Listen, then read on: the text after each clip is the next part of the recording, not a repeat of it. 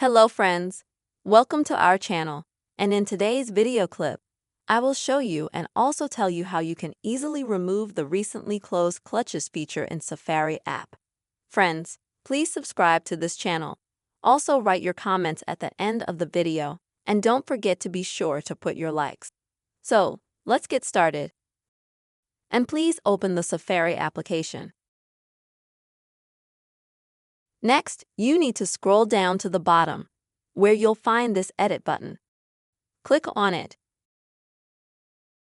And here, in order to disable or remove the recently closed tab feature, you'll need to click right here on this button here to deactivate this feature.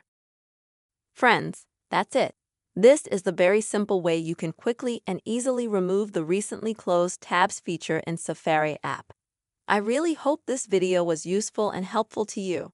Please put your likes, write your comments, subscribe to this channel, and see you soon.